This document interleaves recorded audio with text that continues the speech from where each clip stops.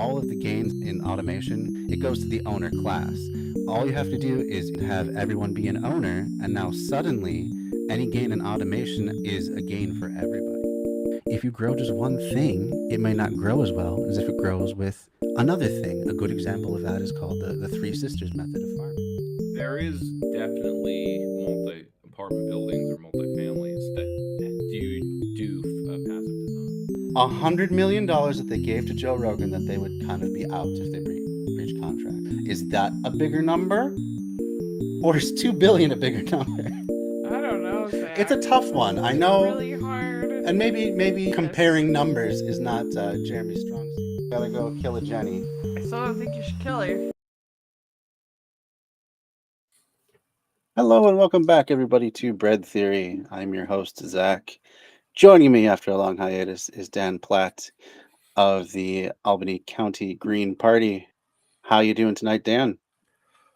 Good, though I do feel like I should feel better. But I guess that's just the life that I've chosen to this year. Yeah. Next year will definitely be like a vacation year and hopefully I don't just worry that I'm not doing anything. But I think it's a matter of, have I committed to it first? If I don't commit to anything, this is what most people feel like, or how they cope with life. They don't commit to anything, thus they do not feel pressure that they're not doing enough. But once you commit by saying, I'm the chair of a local chapter of the Green Party, right, and I'm running for office, well, now it's like I'm shirking one set of duties and not developing that, while I'm trying to put that that organizing guide into practice that we read together 2 years ago, was it? Yeah, maybe 3. Kind of all flow together at this point. All the years, right? Yeah, all flows together. But yeah, speaking of flowing together, today was drop off the petitions day. So I successfully dropped off I collected 92 signatures in pretty much the hood. So quite a feat, actually. I didn't know, I was expecting success, but on what kind and how much, I suppose I would be anxious either way. But the minimum amount needed was 52, and I collected 92, though we did some cleaning and it's more like 70. So we'll see how that goes. We'll check in if there's any challenge. And then I got a month before the Democratic primary, and that's when I'll know, like, at least one of the competitors will be out, maybe. Although people who lose Democratic primaries or get kicked off the ballot have a habit of not actually leaving the race and finding some other way to make it to the general election.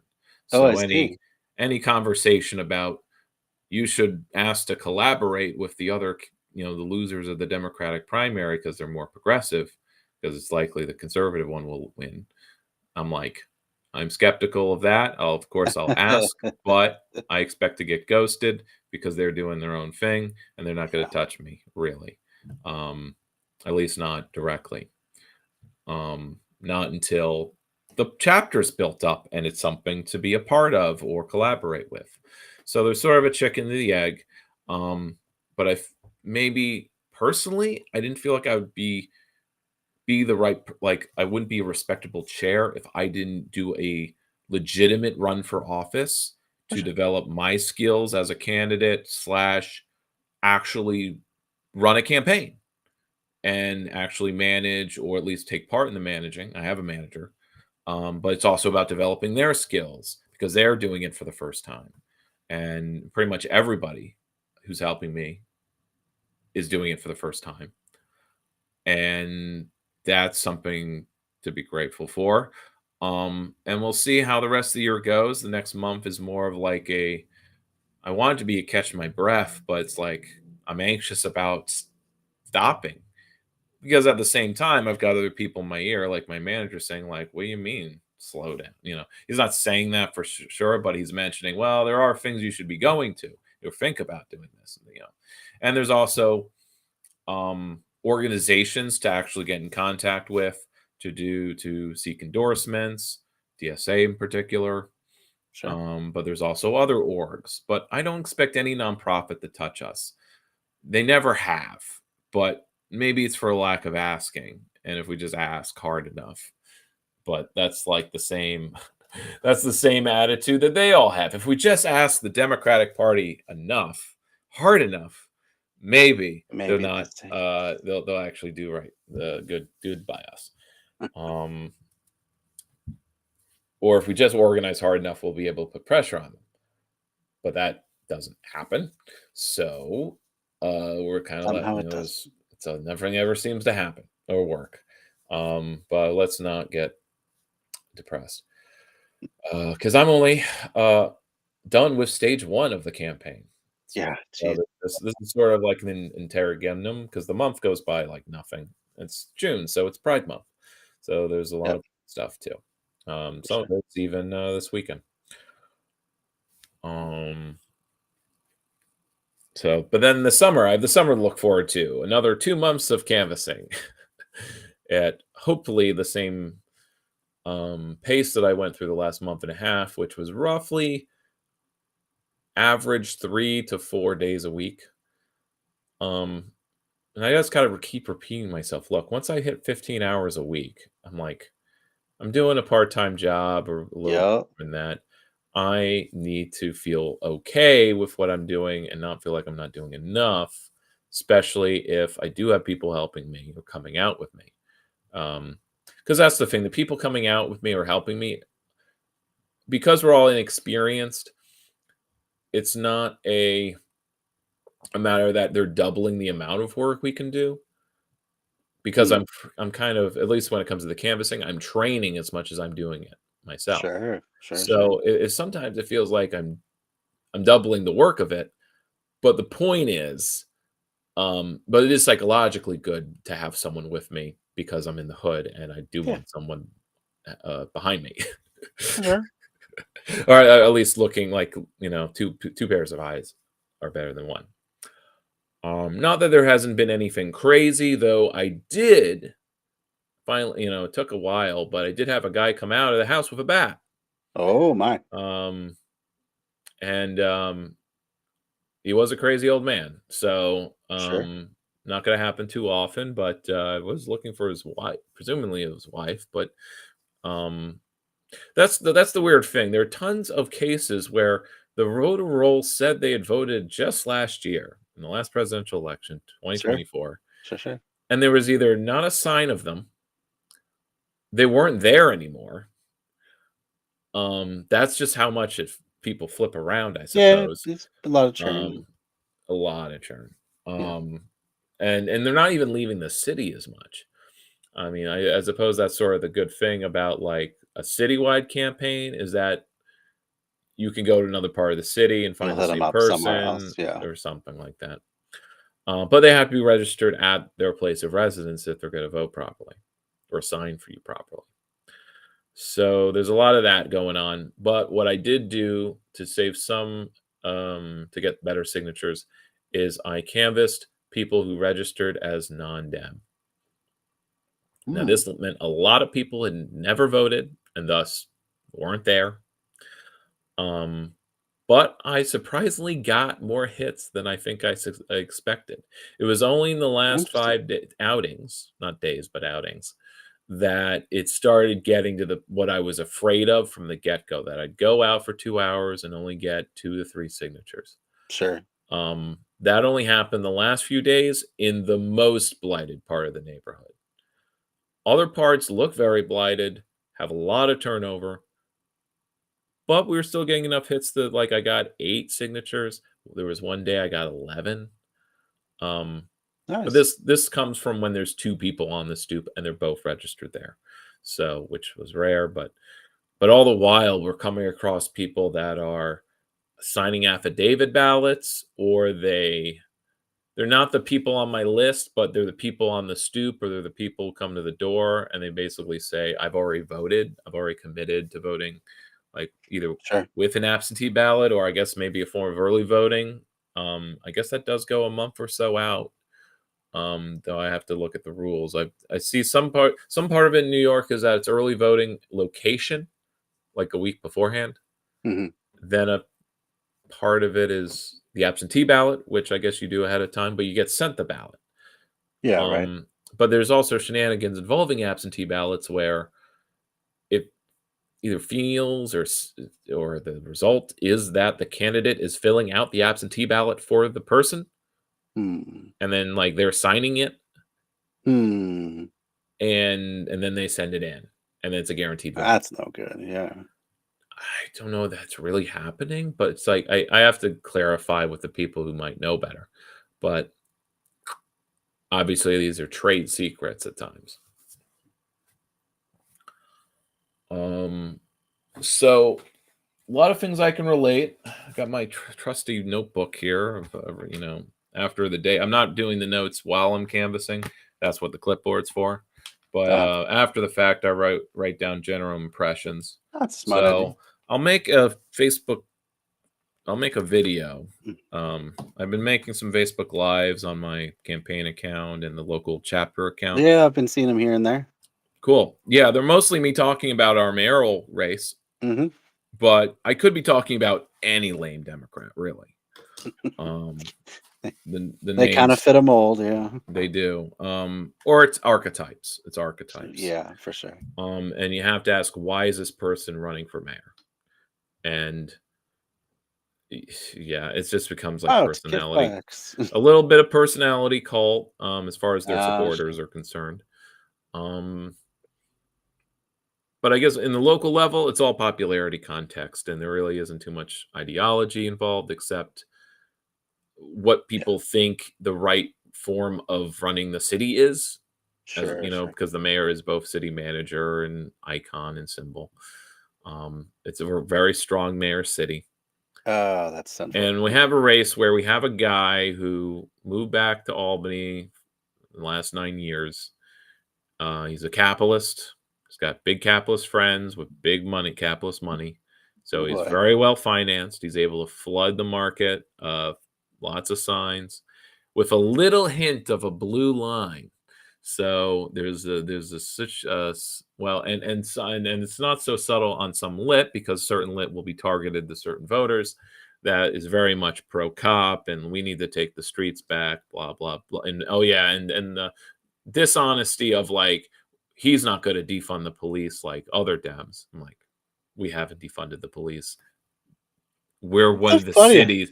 We're one of the cities where the police budget has inched up, but the number of officers has attritioned. So the perception is that the police are overworked and they're not solving enough crime, and the city's dangerous, mostly because there's petty larceny and other such property crime.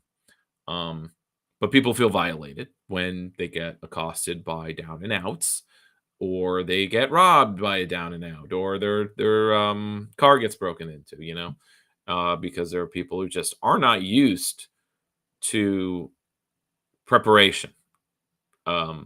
Because as a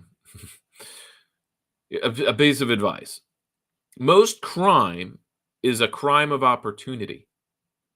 So there are ways of preparing to present such opportunities.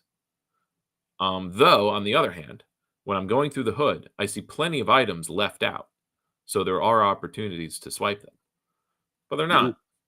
Or they must have gotten them cheap enough that they don't care if they get swiped.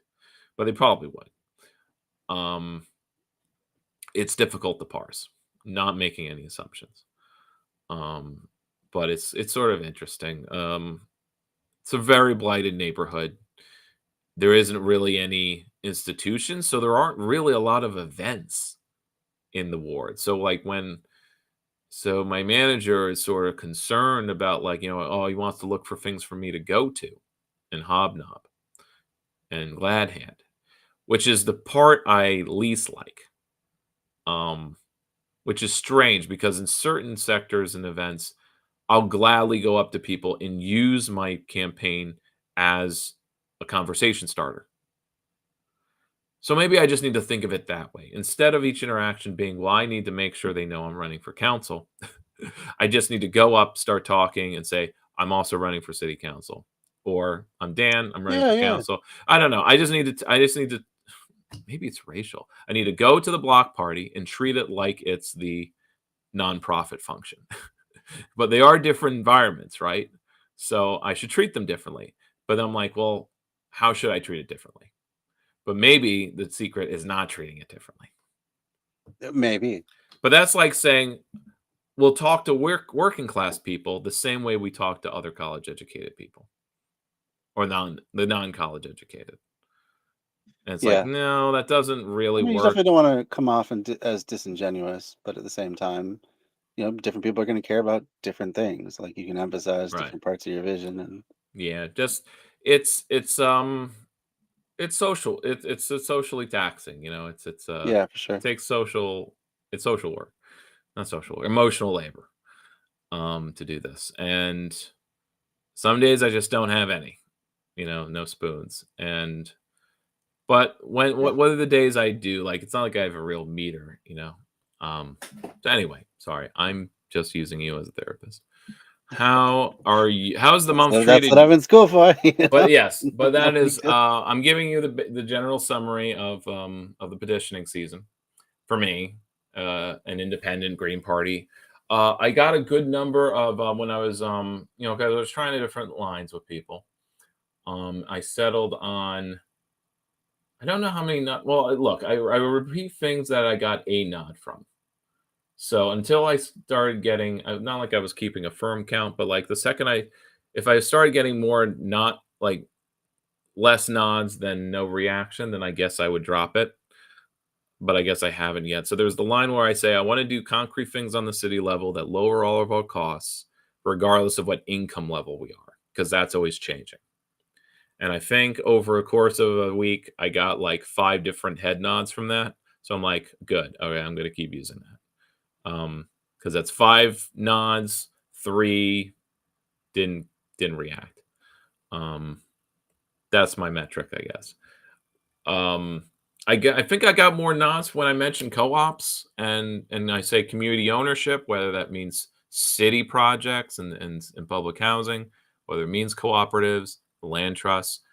I think I could surprise myself or anybody with how many people understood what I was talking about. Yeah, I almost never encounter people that know what that is. Well, it depends on how with me they are. So if someone answers the door and they don't even know what I'm doing there and like what's petitioning, then Sure. I'm spending my time explaining that and going Yeah, through yeah. that, telling them this is not an endorsement or a commitment to anything. It's just permission for me to run. And that's usually enough for the signature. Not putting in terms of yes or no, though I have. You're supposed to avoid the yes or no, like, will you do me the honor of signing?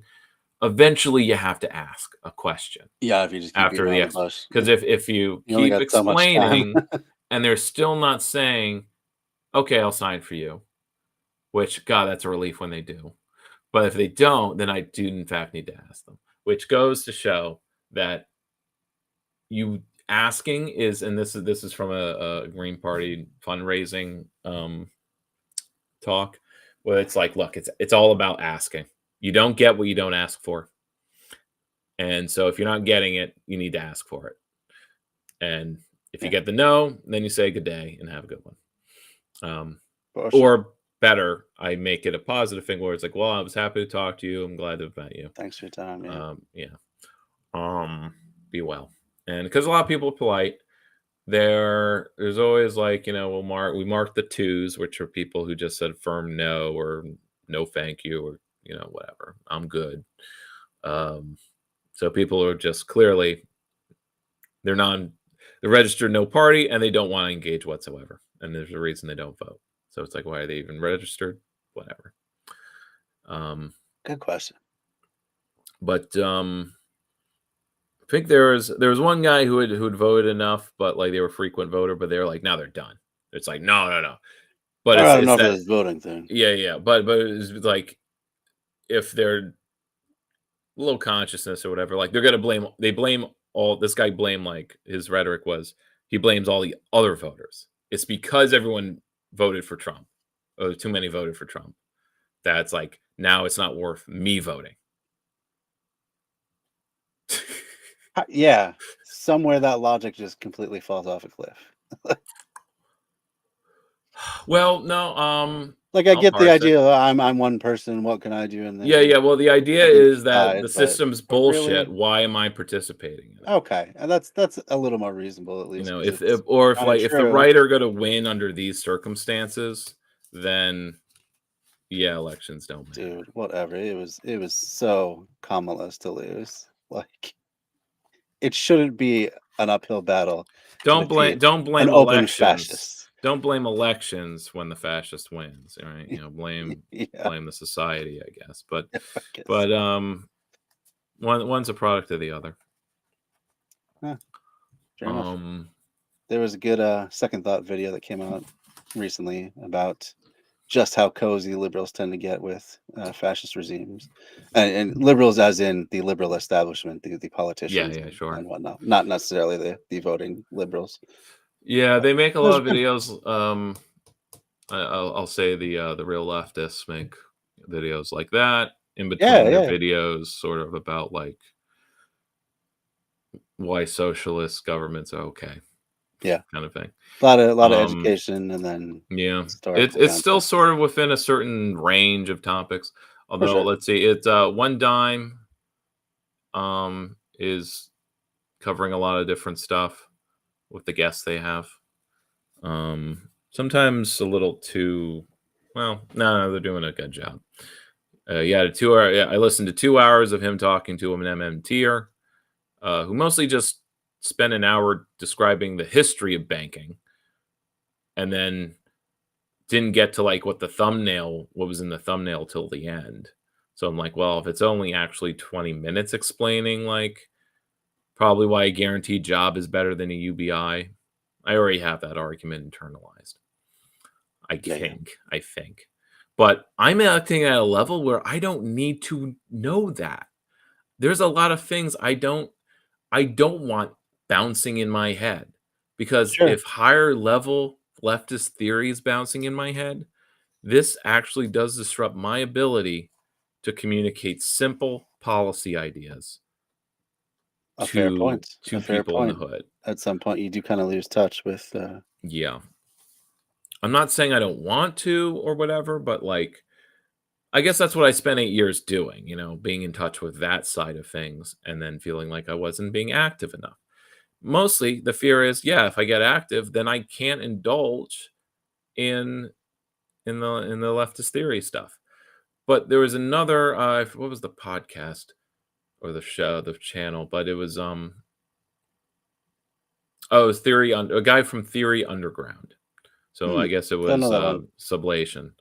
Oh, And okay. he said something that's sticking with me, which was many leftists are just taking the convenient position. So saying like, we need a UBI. Well, Yeah. isn't that convenient for you to Yeah. say we need to do this? Just do what's most palatable. Or to Just take a focus on that. maximalist position.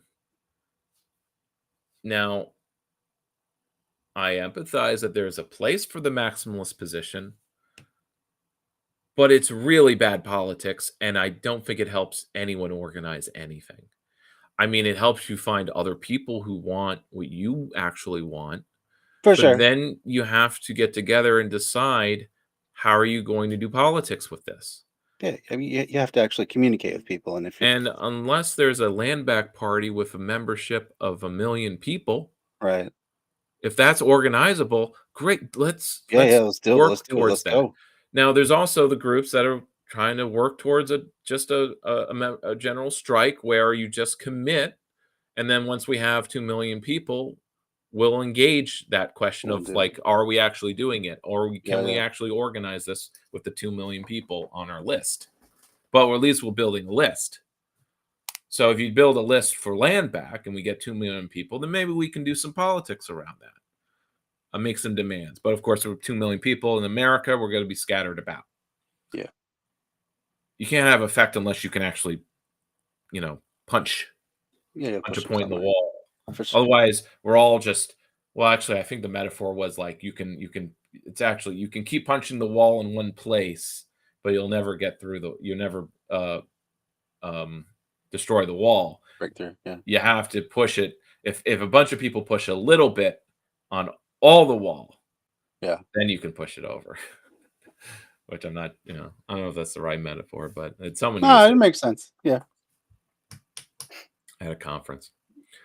So I'm like, I kind of I kind of feel that way with some people I know, where it's like the person who's like talking about like we're taking down. I mean, the DOT is planning on restructuring our Riverside Highway, Mm. and instead of engaging with them in the process, he's like, yeah, but they're not like, well, we need to give that to indigenous people.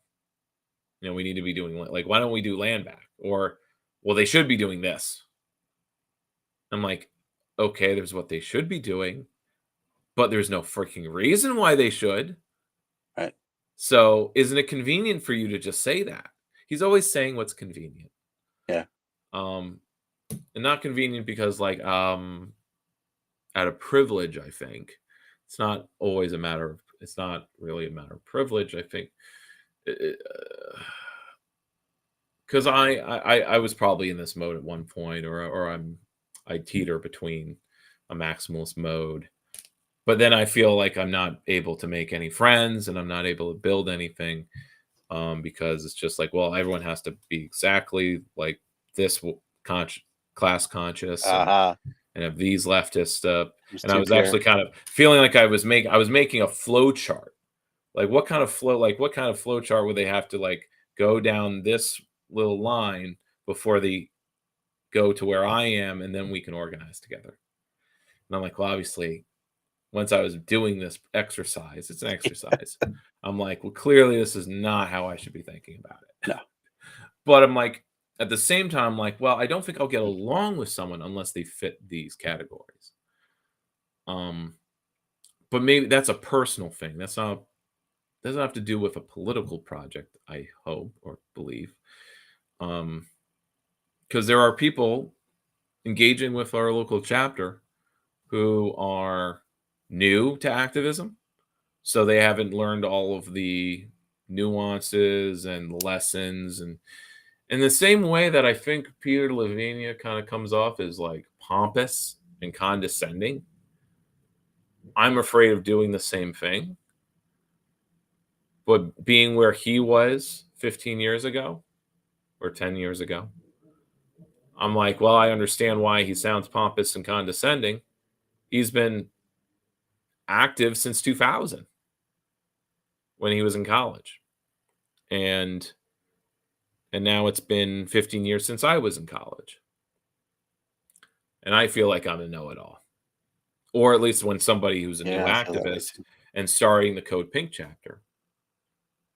Oh, well.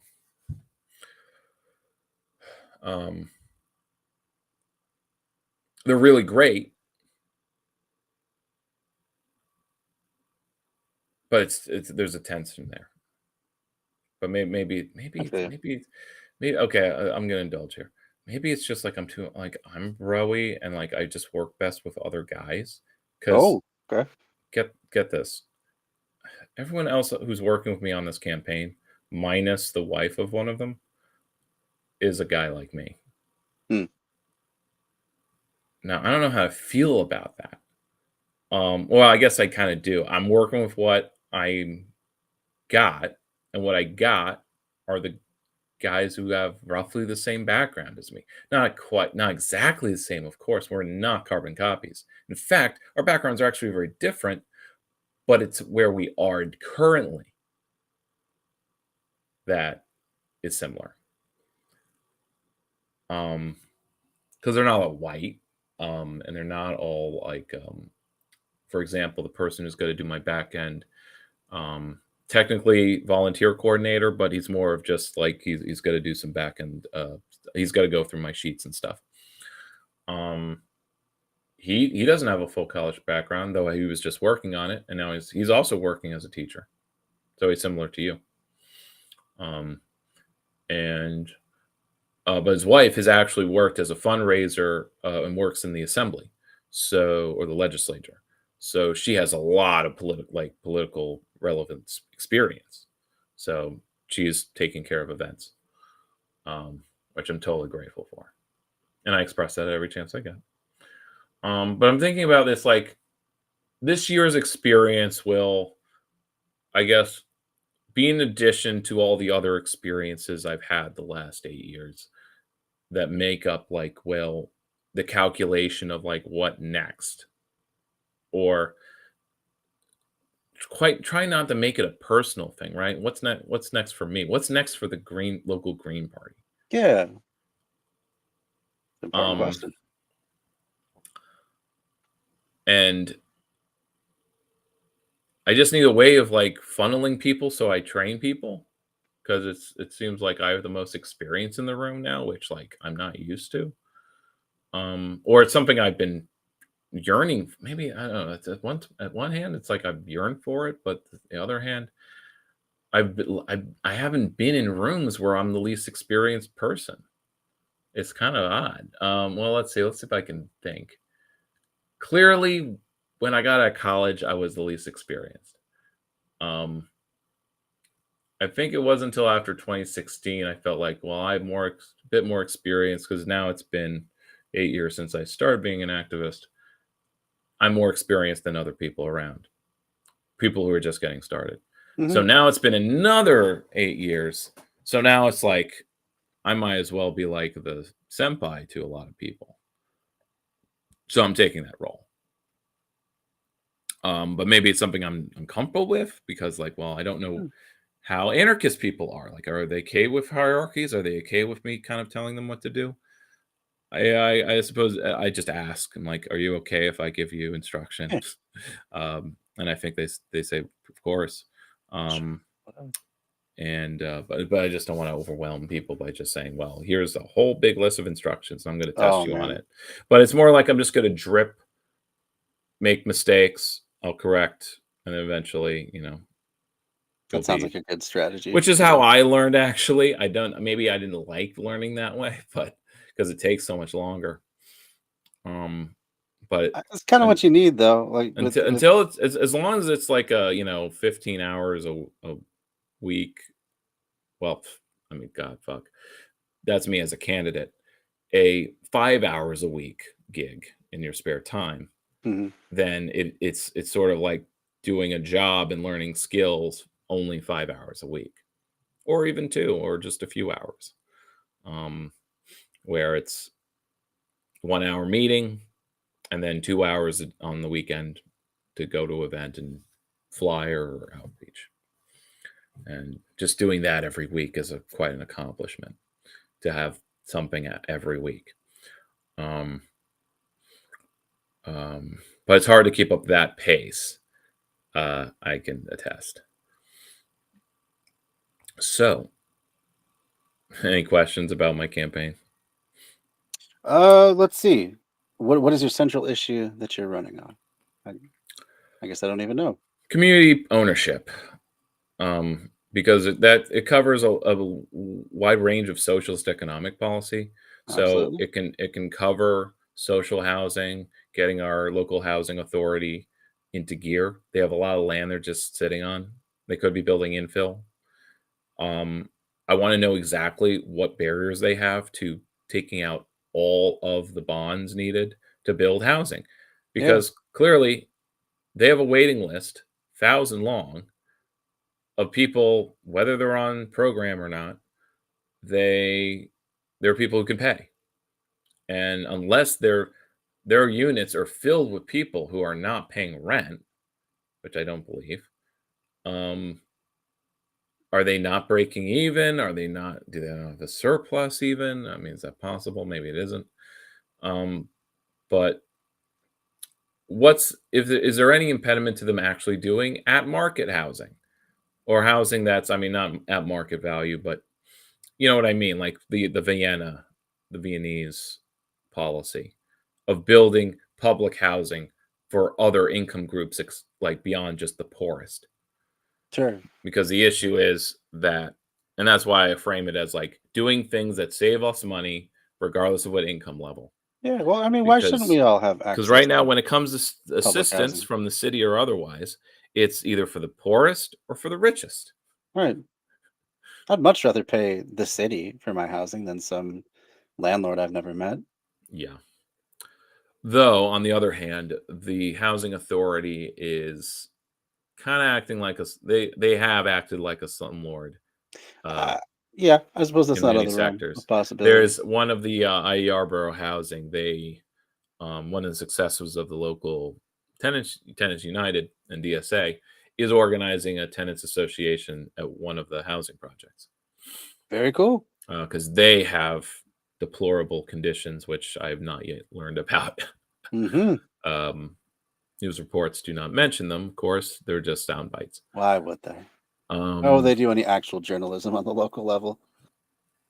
That's what a sad state. There's so I- much local news that's out there that yeah, could be covered. and then it's it's just not. oh man, it can get so a bit overwhelming because as I canvass, I come across a guy who's ex-homeless, and he's part of the homeless union that's Sure. organized by the local poor people's campaign organizer. Uh-huh. And so this is a solid guy. Yeah. Goes by Salty. He would not give me any other name. Awesome. Which I awesome didn't one syllable name. I did That's not really like, cool. but I guess it's two syllables. yeah. Anyway. Couldn't sign for me either way. But he mentioned to me how United Tenants, who had been using the labor of homeless people in some way, Mm-hmm. was stiffing them. Oh. And he was putting it on the shoulders of a particular person. So there's a particular person he has beef with. He does not have beef with the whole organization. He does not have beef with the president, who I know personally. Sure. Because I did mention his name, and he was like, "Oh no, it's this woman." Just one person taking advantage. And he was a bit careful. I mean, he did slip the name, but like he went a few minutes trying to keep details out of it because it's being litigated. He made sure I knew there's nothing you need to do about it. It's totally not like this is totally separate from whatever we're doing or you're doing. So I'm like, well, that's a relief because it sounds like a super legitimate claim. Then that seems superly complicated for me, socially Yeah. speaking. Yeah. Because there's nothing worse than having to pick sides between marginalized group A and organizer of the marginalized. Oh yeah. Or like, because that just throws, I don't know, any politics I want to do in the question. Like, if the most radical organizers in town are doing like, but what Shady ass standard? shit? Like, Yeah. so what standard do you choose, right? What level of exploitation do you accept? You must accept some exploitation, right? You can't be a pure like purist and that's the maximalist. Isn't it convenient that you don't want to participate in anything because it's all bullshit in some way? Right. It is an out. What I'm seeing Yeah. is a lack of ability or unwillingness to create a hierarchy of importance. Uh-huh. So there's being an anarchist, and then there's being like a intellectual, like stunted anarchist where there's no hierarchy and importance. I'm going to treat my friends the same way I treat the stranger. Mm-hmm. Or I'm going to treat my own health the same way I would treat someone else's health. So I'll take care of somebody, even if it's to my detriment, because there's no hierarchy here. Yeah.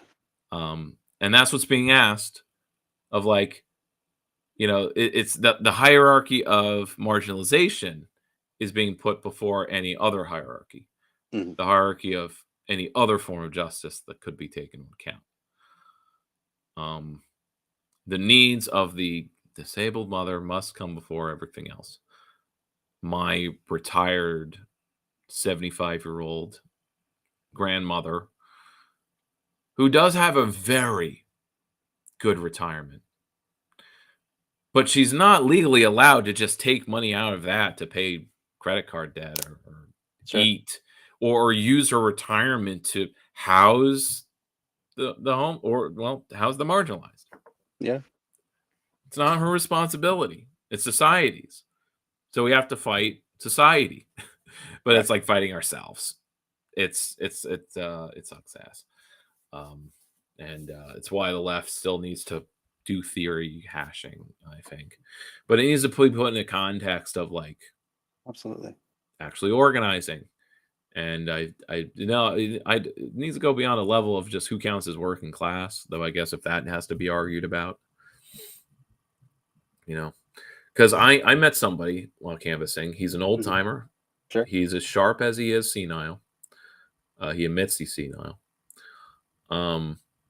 But he had a lot to say, and he rehabbed his home in '79 with a sweat equity program from the last, the machine mayor who was mayor for 2 years.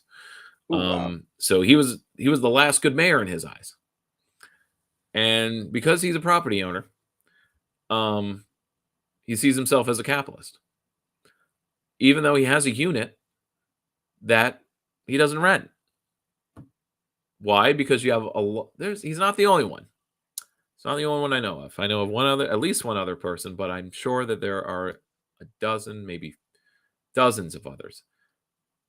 Old people who got their property in the 80s and 70s in this hood, and because now they're old and infirm, they've aged in place, as is their right. But they're in a multi-unit building, or they're not using every floor, but they have a unit that they're now not renting out because it would be too much trouble, and they are not going to play property manager or landlord when they are 80. Is there no way they can just like get someone to help them convert it into a condo and just like partition off the unit? Or That's something for the land trust to do, uh-huh. or some other cooperative entity Yeah. that can convince them, like, we'll manage your unit for you. You'll hand over some legal responsibility to us. It's still your house. I mean, that's what the land trust could be doing. Yeah. You still own the house, but we have the land so we can manage like this for you. Or it's some agreement that's made between them. But they have to basically. But here's the thing. These are old cooches. Cooches? I don't know if cooches is the right one. Coots, Yeah, maybe, is what you're Coots. Sorry, old Yeah. coots. Coots who do not want anyone living below or above them. Oh, okay.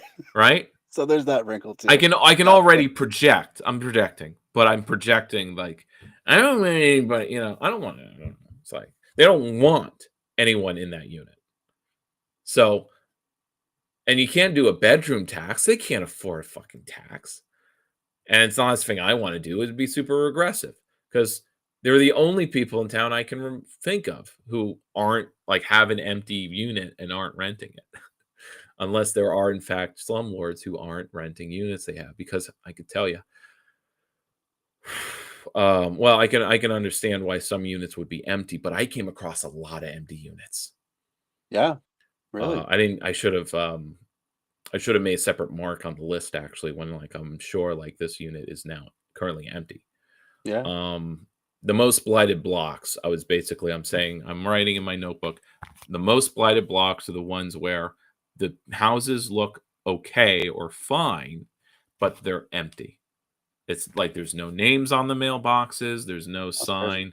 Is it being renovated? There's no work permit Right. or anything. It's just like, okay, did they just vacate, or are they between tenants? Is it that there's just no one who can afford to rent?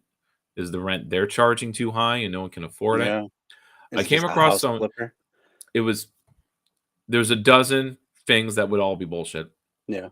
And thus, in the liberal order, you would have to pass a dozen different regulations or laws in order to address it, which is why it can never be addressed the way things are done, because every ordinance can only apply to one thing at a time. Yeah. And say, we're helping. Which, of course, every loophole closed creates another 2 loopholes. Or it's a hydra. You cut off one head, 2 will take its place. Or 2 legal, slumlord strategies.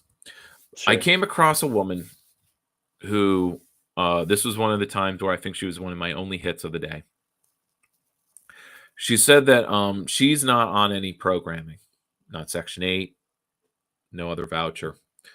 And so there were a lot of landlords in the area not going to rent to her because she's not on assistance, Oh, right? they're Because actively looking for people on assistance. which surprised me a little bit, but I know that there are some landlords who exclusively take Section 8 people. And she used the words, and I haven't heard it phrased this way actually. She called it being on program. On program, huh? Why? Maybe it sounds familiar. In Andor season 1, in the prison, in the Imperial prison, when prisoners are needed to be at attention, hands above head, Yeah. stationary, this is called being on program. Hmm. So her phrasing, which was kind of a bit of urbanics and a bit of dropping some words for brevity, Sure. because it's an umbrella term to say, like, just instead of saying Section 8, there's all these other programs too. Yeah. So you just say Because you're on getting assistance somewhere on assistance, on a program, on a program. on Huh. program. So I'm like, that's the same wording this fictional prison uses. That's funny. That's not a coincidence. I mean, maybe Because not. when you're on program, you're a ward of the state, Yeah. and all of the even conservative complaints about welfare apply. But it's what's hollow about it is like, okay, it's not convenient to be, well, not convenient. You don't have to be productive or work a job if housing costs are covered. But there really aren't enough jobs for everyone to pay rent. If you Yeah. do a rough calculation, it's just not It's just not. there. And it's only getting worse. So, and so so if I start talking in that way, if I'm going door to door, I get stuck, and I'm like, well, what am I really proposing then? I'm kind of avoiding going like, and that's why I'm running to build socialism. I put it as cooperatives, because even the guy who the old coot who said he was a capitalist and not renting his unit, he talked my ear off about cooperatives. I think I mentioned them, and he just talked my ear off because he loves that. But at the same time, he was really pessimistic about me, saying, well, you haven't won me over because you haven't given me a plan. How are you going to start co-ops? And I'm like, well, there are initiatives that can do. So I start saying things, but yeah, it's still vague, right? Because I'm still saying, well, there are policies, there's a co-op law. I just haven't memorized what the other municipalities who have done a co-op law, but it involves certain things that will be specific to our area. Sure. They have to be specific. Like, we have to do it differently than anyone else because we're Albany. But we have to figure that out, and we have to talk about it first. I can't figure it all out because that would be presumptuous, and it's unfair to ask it for me to figure it all out. Don't you? And so he Yeah. did not think it was unfair. He was Just as gotta I have a mentioned, plan. he's a sharp, senile person. A lot of contradictions with this guy. So maybe he knew he was like doing this because he did sign my petition eventually. But with like, well, you have to win me over now. You have to earn this signature. But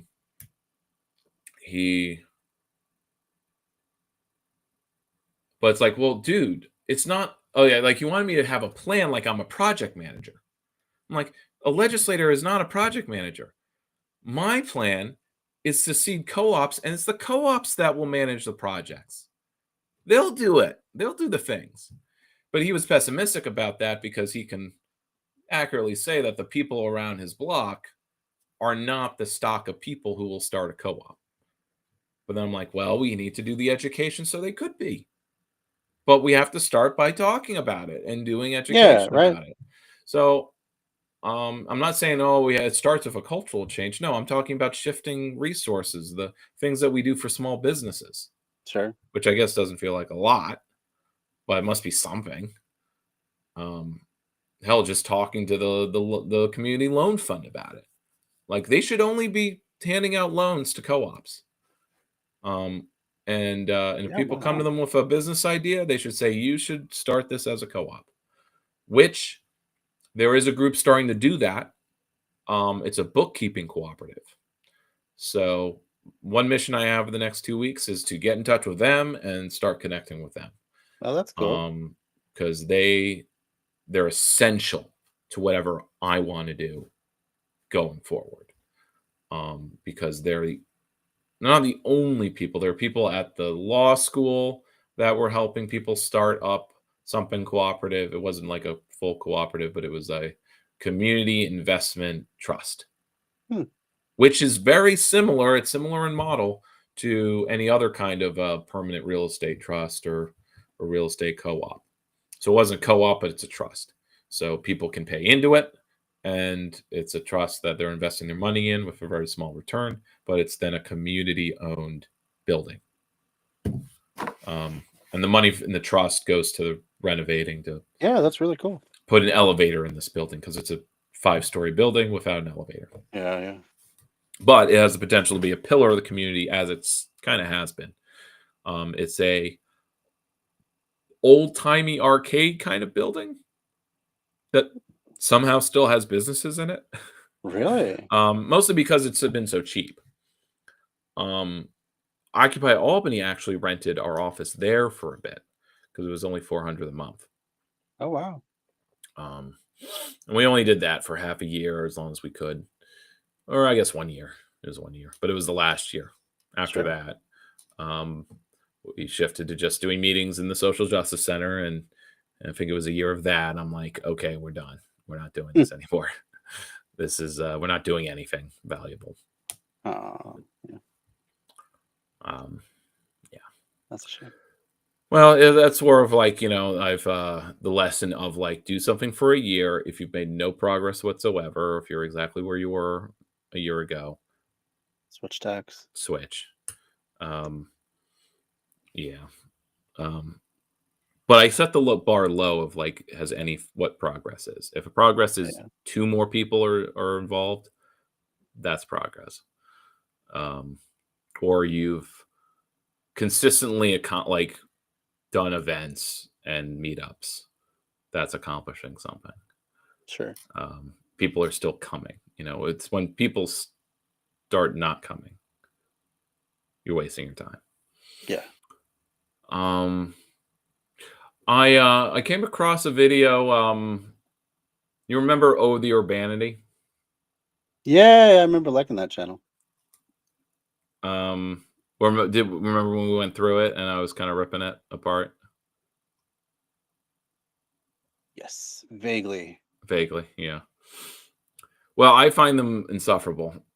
And I guess okay. I'm a minority. My Maybe manager that's not the also one. likes my manager also likes that channel. Andrew. Okay. It could be a split between us. I'm kidding. A rift developing. A rift developing, yeah. My goodness. I'm not gonna put too much into it, but like they made a video critiquing Jane Jacobs, and just Definitely needs critiquing for sure.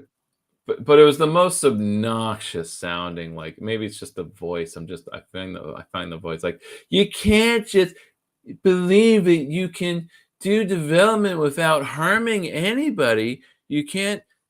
You don't it's incredibly naive to think that you can't hurt anybody when you're developing a city. So like we just shouldn't care. We should steamroll square city blocks of poor people because you're gonna hurt somebody. Gotta crack a few eggs. Is that what? But Is that that's what not. they're? But we're not saying that. Oh, no, What they're we're not saying that. saying Okay. is you have to make room for private development and build apartment buildings. Do you know? Well, as I to remind you, my main critique, my main line of attack for critique, regardless of the tone or the style of the voiceover, is that there's a capitalist realism to it that completely ignores public housing, completely ignores non-capitalist housing, that only couches things in terms of capitalist development, Yeah. or capitalists doing the Take it for developing, granted that taken completely for of course, granted, and it's a matter of developers. democratic will what kind of housing is built. That the only thing standing in the way of proper urbanism is like misinformed or misanthropic locals. Yeah. Or overzealous bureaucrats on the other end. So they come across as abundance agenda Oh man, this is kind of coming. yeah. Or Abundance rather thing. they've always been there. They've always been that kind of YIMBY. But that's what the the left wing If YIMBY it's is. just build enough, then there'll eventually be some. It's the trickle down of urban theory. Just build That's enough what stuff, eventually the poors will get some too. and that's all I hear. And I guess it upsets me because it's not like I feel like everyone should have read everything I've read, but I've No, read, but like but think a little bit. yeah, Like, I it did doesn't take much. yeah, it was the thinking that led me to reading articles about like, okay, does it trickle down? Well, there was an article I that think we have an studied answer by now. cities where there was a glut of like, how long does it take for luxury housing to be that's built in 1 decade to become affordable housing later? Yeah. It takes 30 years. 30 years. Yeah, so just wait 30 So years, guys. what Hang on. we're Hang in being there. hang in there. That's what we're being. That's what's really being suggested. We build enough luxury market rate housing. That's the only type of housing that's profitable, Bro, by the way. yes, of course. Yeah, So, and then in 30 you must always years, prefer then profit too. these cities will be affordable. Because in the slums, the slumlord housing stock, well, actually, there's the not a fallacy, the inaccuracy there. In Albany, the housing stock that's owned by the slumlords and it's the hood was always the working class housing, Yeah. right? The now some of it was by more wealthy people. This row was more middle class, though it was built, around all the same time in the 1880s, 1890s. And but the well-off areas of the city were the well-off areas before. Huh. The only difference is like part of my ward, which is like maybe the best looking part, but it's still pretty working class poor, is that it used to be our millionaires row. But now it's not, because the millionaires in question were like in lumber in the 1870s.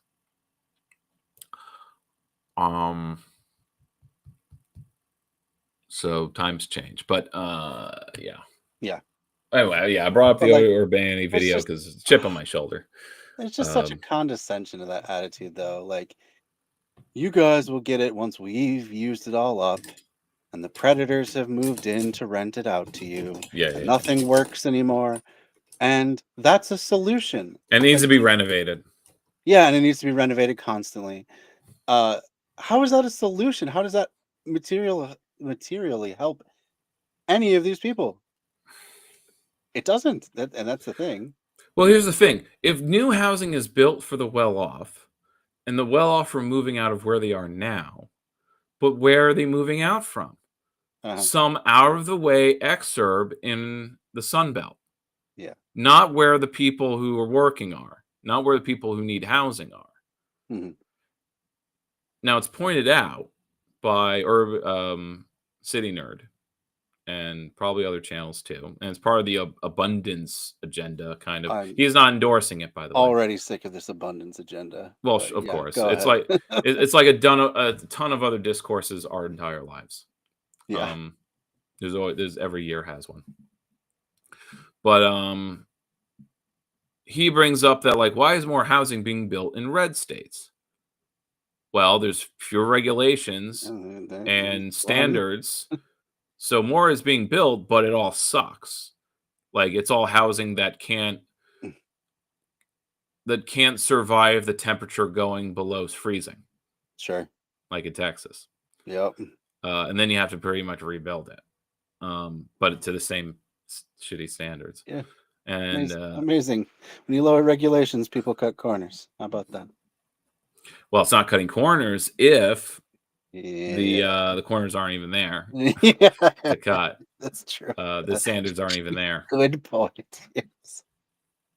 But apparently Dallas, Houston, or Dallas, Fort Worth is like still exploding in population or whatever. Just incredible. I don't know how that happens, but I think it's still all suburbs and stuff. Like, I don't know if it's just sprawl. densifying. Yeah. It's just sprawl. Yeah. Who wants to live in that? It's not a compliment, you know. But No. okay. I mean, I knew a guy from Houston who he said that 20 years ago, where he lives was like the exurbs or whatever, and now everything is built out way past him. Takes you hours to go from one side of the city to the other at any time of day or night. Who wants to just live in their car like that? I don't get it. Hi, Dancer. How's it going? I'm not going to do a fake Australian accent because I don't know you yet. But thank you for tuning in from Australia. I'll quote a pop song. Are we dreamers or are we dancers? There we go. Yeah. It's a much nicer welcome.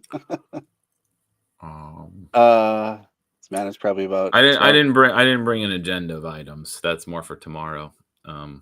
Local Green Party meeting. Sure. May have a guest though. A guy from Fridays for the Future is probably coming. He was asking me about it via our Signal group chat.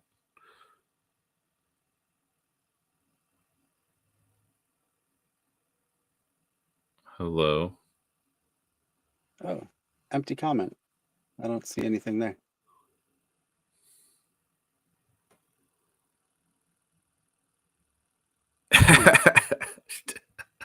What? I don't know if it's share. My well, I guess associate friend of mine. No, I think he's just fooling around. But I'll share this. So, someone on our block was if not continuously, but has for the last bit of time been dumping meat around the block. Just random places? Well, there's a lot on our block that is owned by the city. It's leftover space from a park that was turned into a parking lot by the state. And so it's like leftover, like it's a lot. It's a weird shaped lot. It's on a hill.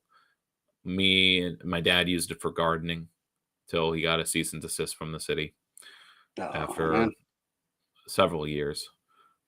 That's when he kind of worked part-time during most of the year. So he would garden a lot. So, oh, cool. Dancer's saying that she's found us by searching for Anarchist Cookbook, the movie. Oh, cool. Yeah, I put out an audiobook of the Anarchist Cookbook, the newer version, by the guy who started at Food Not Bombs. So that's probably how she found my channel.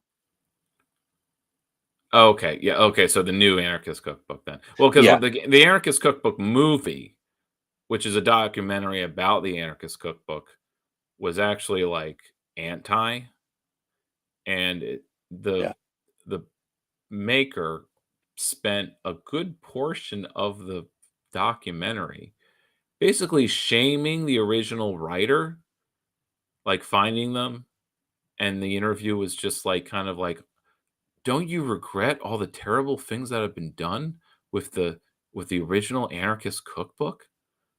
It's like laying it at his feet and making him feel bad. Right. It's like, this is an old guy who wasn't even like he was just an angry teen who compiled a bunch of what he said, public information together. And it's like, just to get him to recant and say, I wish I never done it. Yeah. So it's just like, I was surprised that by the tone of the movie being like, oh man, this is such a terrible thing, this book. It caused Columbine or something. Caused Columbine. Oh my God. I don't know. That's not what they said, but they said something like in tone or feel the vibes. That's So rather I cut it. shallow and silly. I think I got halfway in, and I'm like, this is just torturing this old man. Like, Jeez, what? Like, leave this guy you're really alone. laying into him, huh? Like, leave him alone. Well, I was just that so much of the what I didn't expect was that most of the movie was about him and talking to him, Yeah, and I'm like, like there's that's so much not more you could explore with that. Why that's would you that, just? that he's shouldn't be the subject. He's just the No. He's progenitor. just the dude. Yeah. He's a starting point. Um, so I was disappointed by this what I thought was an anarchist documentary or a documentary about Yeah. anarchists by anarchists or something of that nature. Anyway, I'm going backwards. So me and another neighbor have a pretty good idea, but mostly comparing notes. It's his theory, really, that it's another more politically connected neighbor of ours who is dumping the meat. Just dumping Because meat. there was a moment where she tossed some like other food waste, like in again the state, like the side of the state parking lot, which has some grass area. And he said, like, why'd you do that? I'm like, oh, we'll feed the animals. And like that's not how you should feed animals, and No, that will attract vermin and other terrible animal you don't want things. that. Yeah. And so that's a piece of evidence. The other evidence is that like you can draw a circle of all the places where you find it, and like her place is Centers on one her of them. place. Yeah. So there's one vacant. The meat bandit's not that clever after all. We only have one vacant building on our block, and that it's the yard of that had like a bunch in it. There was a tire with a bunch left in it, and then there's another pile that's directly behind her place, but across a fence. And that stuff's more eaten up because there actually is some burrows there, so there are animals eating spoiled meat, and Oh, that's not good for them in the first place. you're Not to probably mention not. it could, Yeah. cause other problems down the line, rabies or whatever. So I spent an hour or so cleaning it up with some leftover bags from other neighborhood cleanups. So it was the same week. So I was in the cleanup mood. Speaking of which, I need to keep mentioning, I need to mention my team that we should organize some other neighborhood cleanups because there are lots that haven't been cleaned and could use it. Because they're not public and people wouldn't really see that we've cleaned it. But I think it could be an outing or something to do. Sure. Yeah.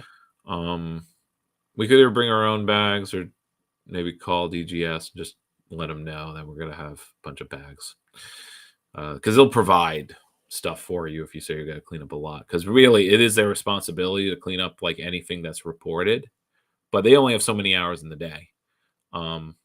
They've explained that like, look, we clean up everything that we're directly responsible for, then we'll get to anything that's reported, but only so much.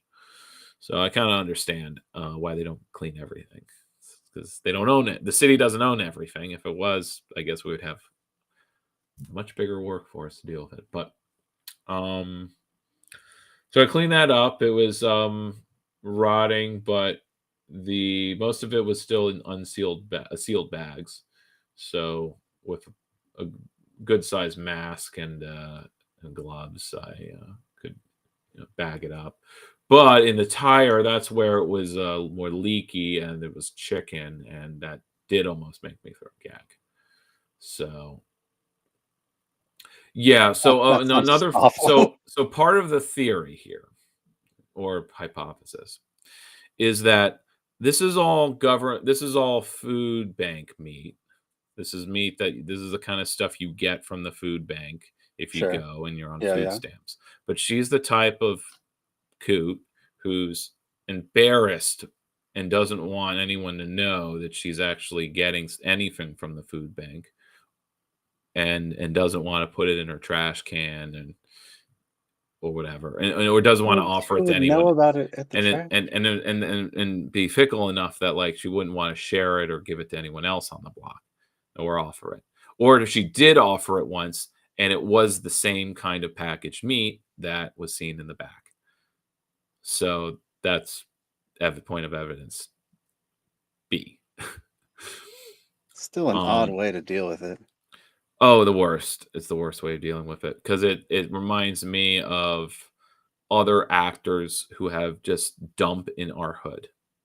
And these are crimes of opportunity. Oh, it's not like we care or we can like there will be consequences to them. In one case, it was a bodega who had hired the guy, kind of a down and out guy, to basically take a bunch of their trash. And this was not like trash by means of like the clearing out the shelving, plastic shelving, and putting those in big trash bags. And he was like shuffling that down the hill and putting it into like one of our side lots because there wasn't a fence up at the time. And I'm like, stop! I'm like, hey, yo, what's up with that? I saw you doing that. Like, why you can't just dump your trash there? That's our block. And it's like, oh, it's just the one time. Like his defense was only that. It was like it's just the one time. I'm like, Yeah. well, it's not going to go anywhere, jackass. Yeah, you're still making someone else do it and clean it up for you. I believe I just moved the bags the 10 feet to the curb so that they would be picked up by DGS. I mean, the public pickup. So it wasn't the worst, but it was still pretty shitty of that to happen. And there were other times where, if not directly, but maybe it was directly, we saw one time someone just taking trash bags out of their car and stuffing it into. Well, sometimes it's just throwing in the vacant lots, but sometimes if they're, I guess this is their considerate type, putting it into the city-owned trash bin, not bins, the public trash cans, at corners. Yeah. Which are not enough of. Definitely. The logic being that if you're in the burbs, you have to pay for your trash pickup. So save yourself some money and dump it in the city where it's public, where there is public pickup. Yeah, which is another like version of the city subsidizing the suburbs. So another point for strong towns, which are walkable Albany, of the walkable interest group, is now affiliated with strong towns. Okay, like strong towns has its points.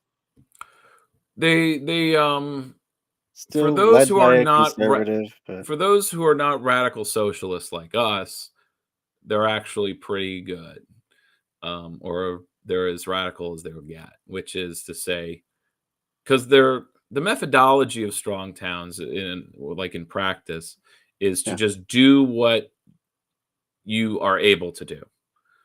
And they do actually use the words, well, they use guerrilla urbanism. So they don't use the words direct action, but they imply that you should do direct action and do guerrilla urbanism and pressure. Like, they don't give explicit, like, practical instructions, right? But their videos, because I watched a few to kind of get a new read on them, because it's been a few years since I kind of passed judgment on them. Reading articles where they just sort of give a moderate Republican take. Yeah. But they're very focused on like property tax and making sure that the city's locally taking in more property tax than it's dishing out for projects. Stuff like that seems to be the as I recall. Though I would point out that their newer videos, or at least if you type in strong towns now, the first 10 videos, and it has been a while since they don't mention property taxes. Okay. There was the explainer videos where they mention how that property taxes are like or they're just mentioning how financially inefficient suburbs are because you're paying for so much more infrastructure. But this could be couched in terms of energy units or social labor too. Like, oh, you have to hire a lot more delivery drivers, the more in the suburbs, kind of thing. You could put it in terms of workers. It doesn't have to be. They just choose to because that's the language that professionals speak, and they appeal to that set, which is where walkable is professionals. Yeah, pretty much. And we need to take into account, as Studebaker does, that like many professionals are not middle class, or we're not as well off as we used to be. Even if we have 70 True grand every year. income, I mean, we can maybe we can afford a house, we can pay a mortgage. That doesn't mean, well, it just means we're better off, but it doesn't mean we're not precarious, because we could lose it all. We're just one year away from destitution. And as I'm as I mentioned this earlier in the year, but I'm getting to it now. I've started the process of buying this house. So my bank account is about to be much lighter. But I did just take this out of one of my retirement accounts. So federal taxes excluded. It's, almost 1,000. But it was basically, it was a 401k of sorts, where they were charging me like a $16 inactive fee. And since it's tied to stocks, the value was going down $10 every quarter. So essentially, really took a hit lately. Then what was $1,100 was becoming $1,000. So I'm like, well, I better fucking. I think it started as $850 though, so I guess I'm basically back to, I'm getting what I put in. So beauty of the stock market. Absolutely nothing changed. So once I put that in my bank account, but I don't know, I'm comfortable. But I'm gonna cover all the closing costs right away, which is going to like, the loan will be 60 grand. So that's phenomenal in this day and age. Yeah, it's like a college loan debt, Yeah, right. If I went to a really good college and got a really good degree. Even now, colleges, man, I'm in college now. I've spent twice that already. I think almost, none that's measurable anecdotally, but I think anyone graduating now is just doing a community college. They're just going to do that, and then maybe see where things go from there. But it's like, sort of like, let's see where things are in 2 years. Let's buy some time in a way. If there's anything around in 2 years. Yeah. Oh, but anyway, why did I giggle? Bring back to the meat thing. So I guess I had told my friend this about us, and he found a cast aside box, and he said, discovered in your neighborhood second to last time we met. Does the wrinkled old prune hiding meat in your neighborhood have a dirty secret? Because the box is from Painful Pleasures Advent calendar. Yeah. It's some kind of kink material. Oh, I see. Little does he know, it's mine. I'm kidding. I don't need to order calendars. I get free ones from nonprofits. This one's from the National Park Foundation. Oh, nice. What else can I relate? There's so much. How about something pop culture related? I got from the library the movie Tenet. Do you remember that one? It was a Christopher Nolan flick that did not have much of an impact because it was released in 2020. So only 20 people saw it in theaters. And yeah, there we go. Tenet. All eyes on Tenet. It's the movie where Nolan's playing. He does his usual thing of playing with some kind of time concept relating to time. Sure. And the main concept is that you have objects or people who are moving in reverse. That their entropy has been reversed, so they're inverted. Temporarily. Sounds interesting. So interesting premise. Yeah. It's definitely hard. Like in Inception, right? A lot of if you can follow it, good for you, right? And that's all moving linearly. In this movie, things are not linear at all. Though you are shown things for the most part in a forward motion. So it's kind of like Memento in its structure. Like you have it talking from both, or like doing the thing from both ends at the No, same no, no. time. You're moving linearly with the protagonist, and that is Okay. actually his title in the movie. Protagonist. Protagonist. Yes, he has no other Interesting. name. Well, he's a CIA agent, Okay. operative, so he's kind of a spook to begin with, and that's sort of the point. He's a man who can just disappear and then be embroiled in this secret war involving not time travel, but inversion. But by inverting yourself, you're moving backwards through time. You can travel to the past if you're inverted long enough, right? You invert yourself, you travel somewhere that takes 15 hours, you're now 15 hours in the past. So that way, the end of the movie is actually at the beginning. Okay. But only because before the third act and climax, they're on a boat and they're traveling and they're saying we're moving back to the 15th. So they went forward 15, in a week or so, and then Sure. they're going back 2 weeks to when the movie started on the 15th. Okay. So it was a Well, good sounds time. interesting. I'll And definitely take a look. the one complaint moviegoers might see was that its emotional core wasn't as strong as other Nolan films. But this is a strength to me because I don't care for emotional cores. I just want cool action and other types of mind-bending trippery. I don't need people to fall in love. But essentially, you have a mother and her kid, and the mother is the woman, and she has a part to play. And she's the emotional core of sorts. Because otherwise, the protagonist is literally just like a kick-ass agent guy who is cool saving the world, and he has this particular set of skills to do it. But he doesn't do it alone. Spoilers. 5, 4, 3, 2, 1. Well, okay, so It's okay. Yeah, go ahead. I saw it like a No year problem. after it came out. I saw it like on HBO, but I only watched the second half of it, which I don't know if it was a mistake or not, because I kind of knew I wasn't going to be understanding any of it. I was just watching the spectacle. So then I watch it mostly for the first half, which explains the spectacle of the second half.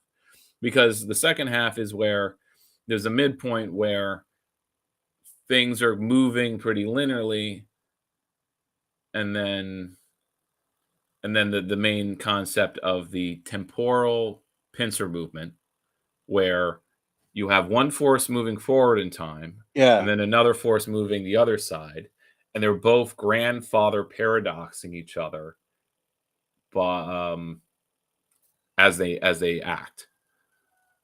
Meaning, like, Okay. based on the experience of the forward team, Uh-huh. the backward team has prior information, and the backward team is delivering that information by moving backwards Okay. and delivering it to the forward team.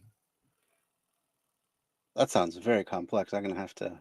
It's I'm just all gonna have to watch this movie to they figure point it out it's a grandfather paradox. Don't think too hard about it.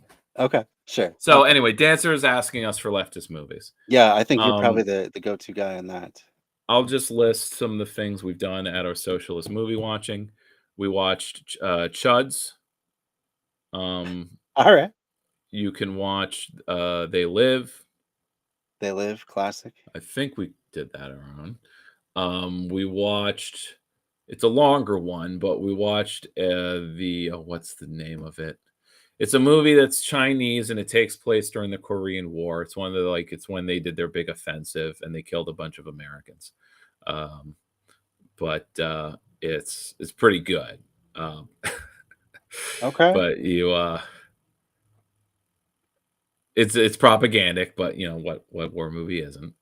And it's pretty fun, but long. But hey, what you gotta do? And you don't really see any Americans until like the end, but barely.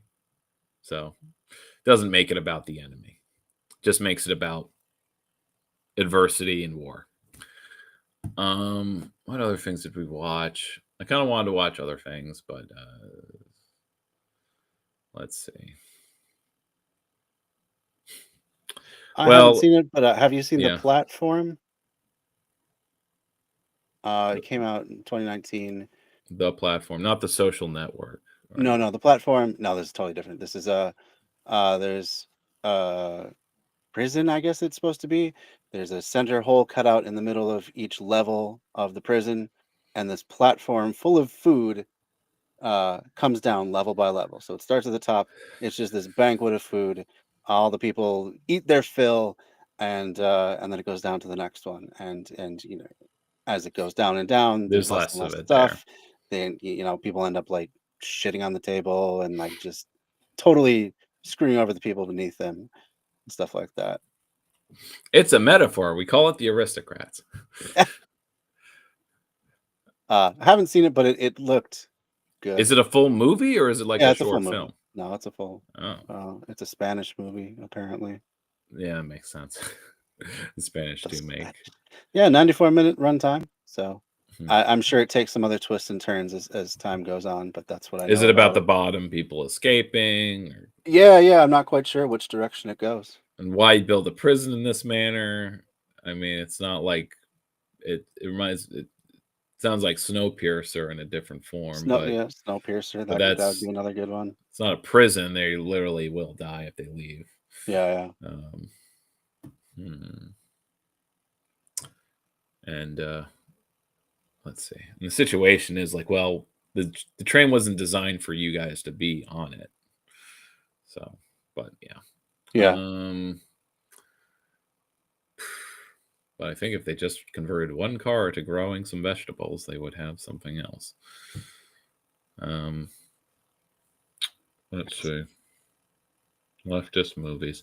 Well, the thing about art is that you can have movies made by leftists that aren't really you're not going to have leftist messaging. They're just going to maybe have a social critique. So you have the movies of Boots Riley, which I actually haven't sat through. And you've got like Parasite. I mean, which I haven't sat through either. Neither have I. But I'm working through stuff. I saw another. I mean, I guess I like the. I do movies. I like the escapism of movies more than anything. So that's fair. I'm going through movies that I passed on the last 6 years. I can see that later. I'm doing that. So like last week it was Gladiator 2. Was that any good? If you like Gladiator 1, it's pretty it was all right. Exactly. I certainly like the cinematography of it. Exactly the same. Which probably doesn't make it a good sequel. Yeah. But considering how much it's been 24 years. Louis Theroux's recent documentary, The Settler, wasn't behind a paywall. Very cool. 20 Days in Mariupol. Oh. So is that a recent documentary about the Ukraine war or something else? Because Mariupol is the Ukrainian coastal city. Yeah, there you go. That's been fought over quite a bit. And The Settler, which is also a documentary, which I think that's about Israeli settlers. Oh, yeah. I did start watching that. It was just the first 5-10 minutes, and then like, okay, I got it. I got the gist. British guy goes about touring Israeli settlements and feels dehumanized just being there long enough. Yeah. Yeah, it looks like 20 Days in Mariupol was a recent one, 2023. Mm-hmm. We'll put that up on the list.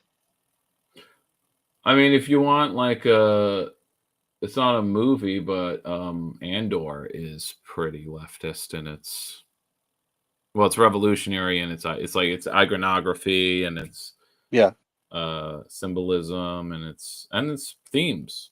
Sure, pretty leftist actually.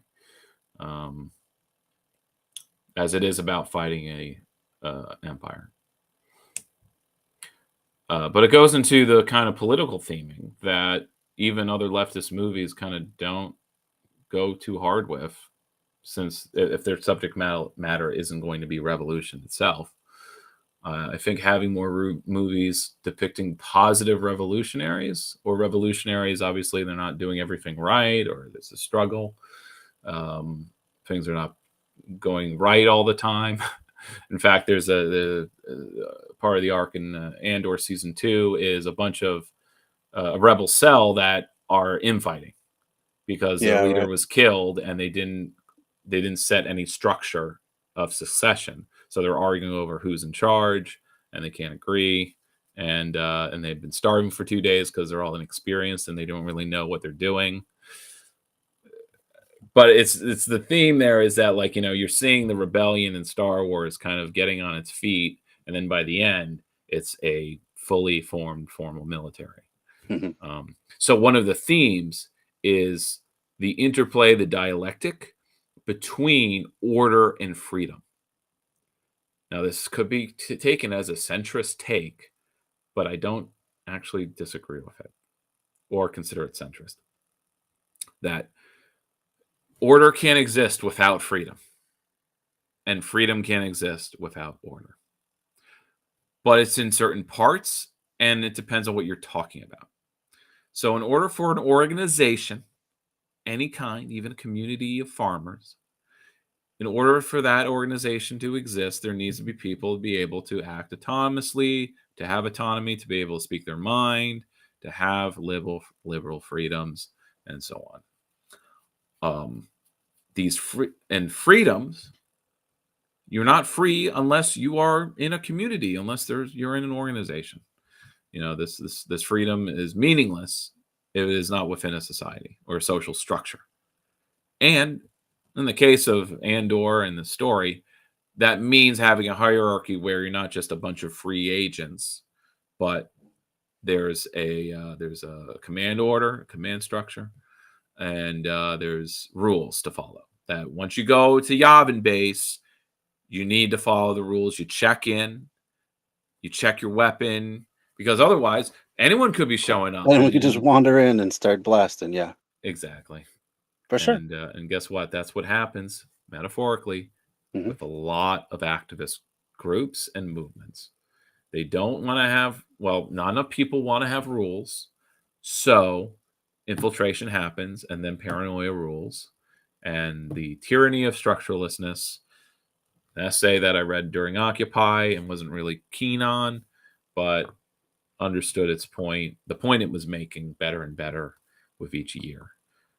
But also, depending on how you taking away what was meant by structure, not some hierarchy where there has to be a boss and a leader that you follow unquestionably, but that there is a certain point where you trust the person in an officer seat or some kind of leadership position, and that this seat is not static. It could be rotating. It could be. It's just like you could have everyone could be a type of leader and have the same kind of rank even, but that when a decision is made, so you could say like the superior entity is everybody.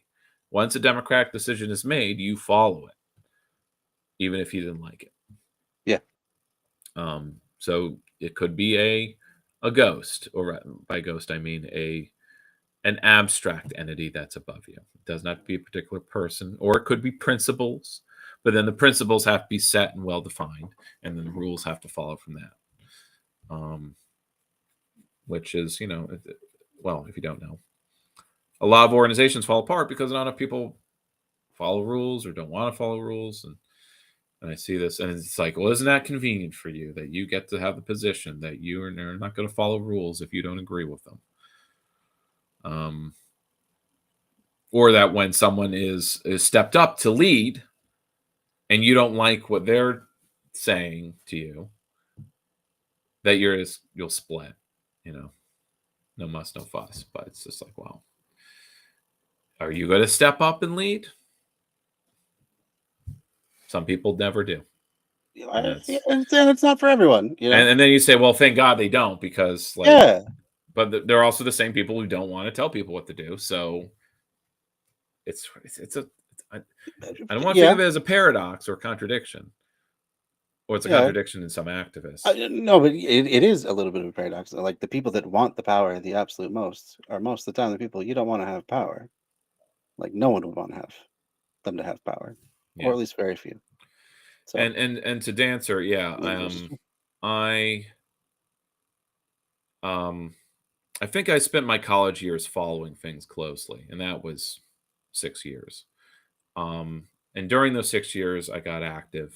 This was back in 2010, 2012, and um and learning more is not just a matter of following things, but then doing.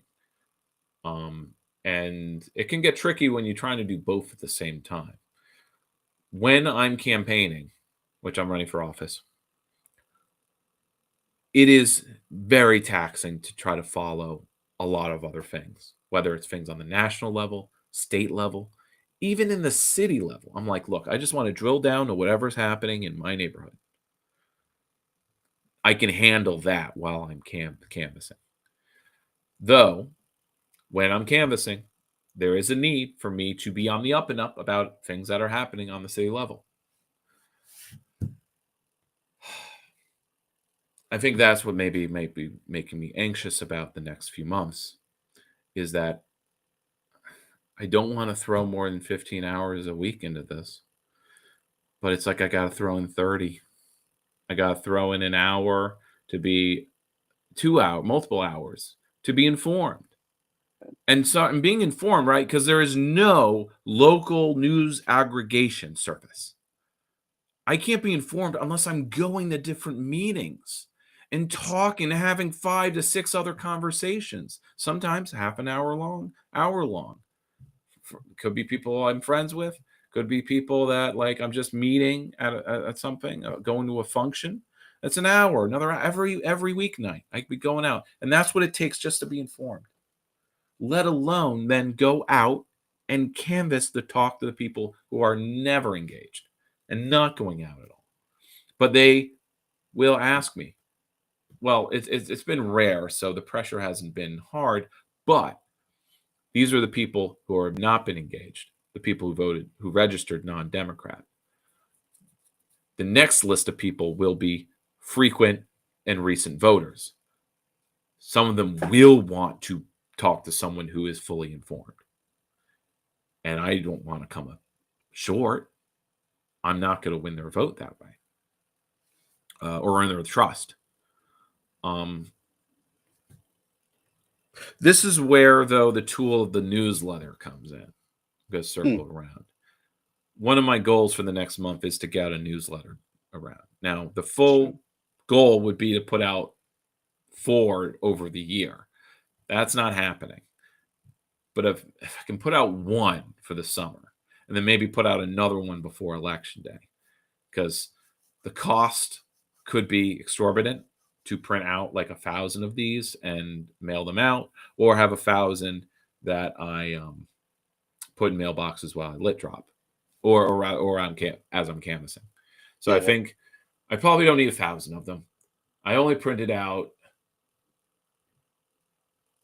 700 pieces of lit, and I haven't used them all.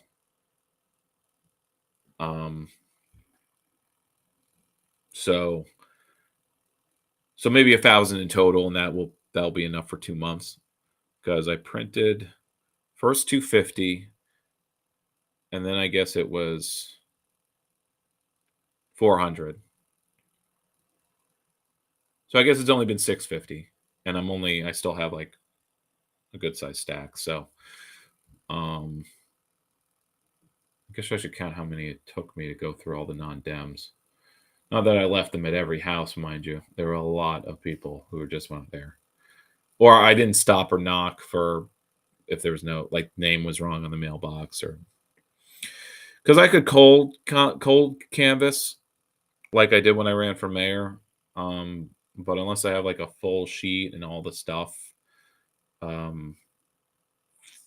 it's really time consuming. It would be like a project in itself, and maybe it's something I do next year as a non-candidate, and I do it with like a survey, a Green Party survey or something. I don't know. It depends on how this year shakes out. Um, I'm just anxious, but you know what? Something's gonna happen. It's I just the reminder that I have to give me and my team is like this is just like one building block out of 10 to get to where we need to be. Oh yeah. And it's more about building our skills as campaigners so we can do this again and again. And we lose. Momentum. There'll be many losses before we win. And we need to get used to losing, as the left has always been. Unfortunately. Yeah. Kind of waiting for the dam to break. Yeah. Right. I do hate to cut this off because this is such a vital and interesting conversation, but it is about that time where I'm gonna have to say adieu for the night. Well, thank you for helping me work through this. Oh, anytime. It's not a block. It sucks that it's been so long since our last stream, but grad school gets in the way, campaigning gets in the way. Like, it happens. Congrats on getting through another year of that. Oh, my first year of grad school, I got 1 out of 3 down. So. Oh yeah, okay. Yeah.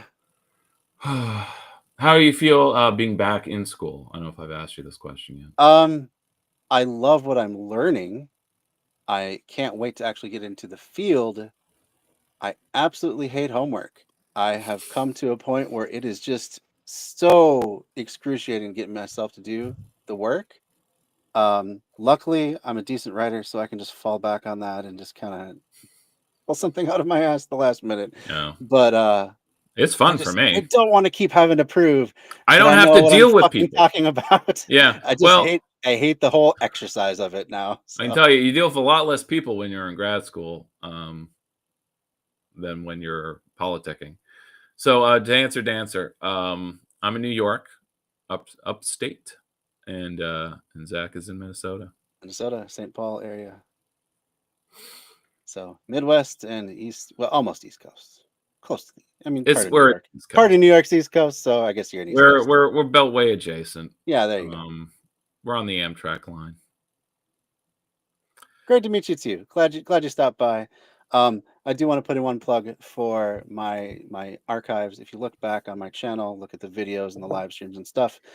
I'm called Bread Theory because I go through political theory, leftist political theory, and critique it.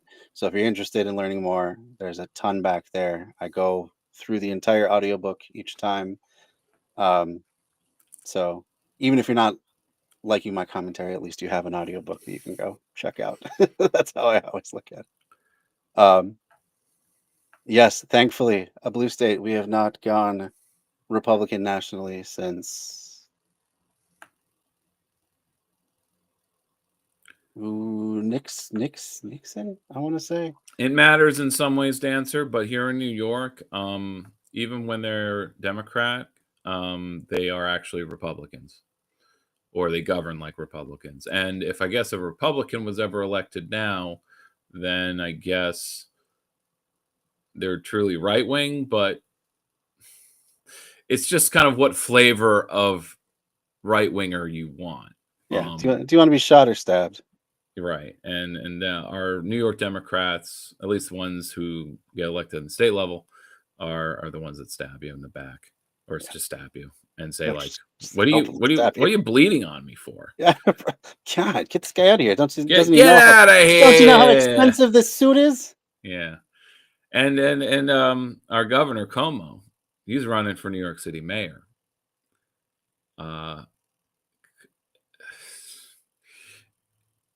He would not be electable if people knew what his actual record was. But he's very. Oh God, he's just a monster. He seems awful. He seems very. Something about the low information voters, I guess, just don't. Well, he just treads on the name, I think. It's that, and it's sort of just an ignorant. Like you have to read political news to know what a monster he is, and most people aren't doing that. For sure. I had to pay attention to state political news to know just how bad it was. But if you have a certain like poor expectations, then I guess it's like, well, what can you expect? He's just Yeah. doing what's normal. Yeah. And that's sort of like what I Another mean by elite. blue state, but normal. Like normal is still heavily like it's just capitalist for For capitalists. sure. And with a little bone, like rhetorically, Andrew Cuomo's just like rhetorically, like I'm for the working people. But Yeah, for sure. Like, I mean, in Minnesota, we have a governor, Tim Walz, who's the vice presidential candidate, better than most governors, Democrat. Still, he's massively cutting education in his budget. That's not great, especially from charter schools, which, people have controversial takes on that, but I happen to work for a charter school. I would like to continue working there. I think we do good work. But he's really targeting the charter school funding. So, yeah, good night, Zach. have a good one, Dan. Be well. I really appreciate seeing And you again. hopefully, maybe another month from now. Sure, we will Or do you ride think? again. Okay, let me And know. whenever you're ready, I think I'll be ready because this is getting back into a new semester, winding when down with my job when does at your the next school. semester start? Beginning in June, basically. So Oh, I see. So your break is it's not not at that all. long, but Okay. you don't have a lot. Most of these classes are not very front loaded. Sure. So Okay. I'll have the Well, bandwidth still. June is sort of my downer month, Cool. because then once canvassing's up again, it's just because like the last few weeks, it's been pretty rainy here in New York, so there Yeah. weren't a lot of days to just say, "Yep, I'll canvass then." I actually had to wait and see like, well, when are the few days a week that I could go out, kind of thing. But it goes to show that a lot of working people are not home on the weekend, but they will be home like on weekdays because you have a lot of people working. I mean, the working class work on the weekend because all those people who have the weekends off, they're doing things where they're going to places where there are people working. Otherwise, they wouldn't be open. So think about that. But their day off is Tuesday, so I'm told, oh, I think he's home Tuesday. That Okay. doesn't help me. No. Later. All right. Yeah. Have a good one. See ya. All right. That was Dan Platt. Oh, the Albany.